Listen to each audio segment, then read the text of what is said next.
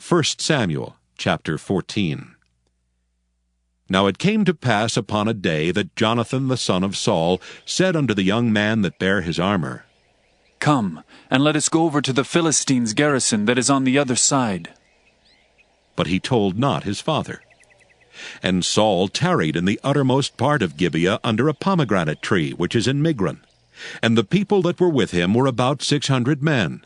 And Ahiah the son of Ahitub, Ichabod's brother, the son of Phinehas, the son of Eli, the Lord's priest in Shiloh, wearing an ephod.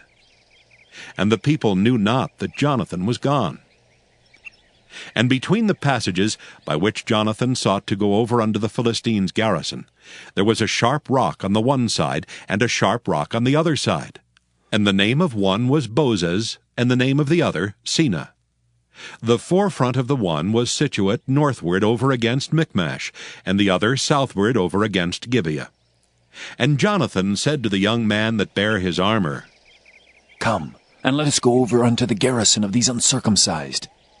It may be that the Lord will work for us. For there is no restraint to the Lord to save by many or by few. And his armor-bearer said unto him, Do all that is in thine heart. Turn thee. Behold, I am with thee according to thy heart.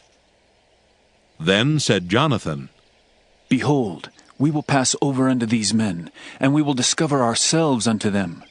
If they say unto us, Tarry until we come to you, then we will stand still in our place, and will not go up unto them. But if they say thus, Come up unto us, then we will go up, for the Lord hath delivered them into our hand, and this shall be a sign unto us. And both of them discovered themselves unto the garrison of the Philistines. And the Philistines said, Behold, the Hebrews come forth out of the holes where they had hid themselves. And the men of the garrison answered Jonathan and his armor-bearer, and said, Come up to us, and we will show you a thing. And Jonathan said unto his armor-bearer, Come up after me, for the Lord hath delivered them into the hand of Israel. And Jonathan climbed up upon his hands and upon his feet, and his armor-bearer after him. And they fell before Jonathan, and his armor-bearer slew after him. And that first slaughter, which Jonathan and his armor-bearer made, was about 20 men, within, as it were, an half acre of land, which a yoke of oxen might plow. And there was trembling in the host in the field and among all the people. The garrison and the spoilers, they also trembled, and the earth quaked, so it was a very great trembling. And the watchmen of Saul and Gibeah of Benjamin looked, and behold, the multitude melted away, and they went on beating down one another. Then said Saul unto the people that were with him, Number now, and see who is gone from us. And when they had numbered, behold, Jonathan and his armor-bearer were not there. And Saul said unto Ahiah, Bring hither the ark of God. For the ark of God was at that time with the children of Israel. And it came to pass, while Saul talked unto the priest, that the noise that was in the host of the Philistines went on and increased. And Saul said unto the priest, Withdraw thine hand. And Saul and all the people that were with him assembled themselves. And they came to the battle. And behold, every man's sword was against his fellow, and there was a very great discomfiture. Moreover, the Hebrews that were with the Philistines before that time, which went up with them into the camp from the country round about, even they also turned to be with the Israelites that were with Saul and Jonathan. Likewise, all the men of Israel which had hid themselves in Mount Ephraim, when they heard that the Philistines fled, even they also followed hard after them in the battle. So the Lord saved Israel that day, and the battle passed over unto Bethaven. And the men of Israel were distressed that day, for Saul had adjured the people, saying, Cursed be the man that eateth any food until evening, that I may be avenged on mine enemies. So none of the people tasted any food. And all they of the land came to a wood, and there was honey upon the ground. And when the people were come into the wood, behold, the honey dropped, but no man put his hand to his mouth, for the people feared the oath. But Jonathan heard not when his father charged the people with the oath. Wherefore he put forth the end of the rod that was in his hand, and dipped it in an honeycomb, and put his hand to his mouth, and his eyes were enlightened. Then answered one of the people and said, Thy father straitly charged the people with an oath, saying, Cursed be the man that eateth any food this day. And the people were faint. Then said Jonathan, My father hath troubled the land. See, I pray you, how mine eyes have been enlightened, because I tasted a little of this honey. How much more, if haply the people had eaten freely today of the spoil of their enemies which they found? For had there not been now a much greater slaughter among the Philistines? And they smote the Philistines that day from Michmash to Ajalon, and the people were very faint.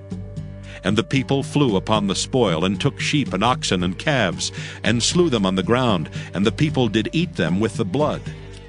Then they told Saul, saying, Behold, the people sin against the Lord, in that they eat with the blood. And he said, Ye have transgressed. Roll a great stone unto me this day.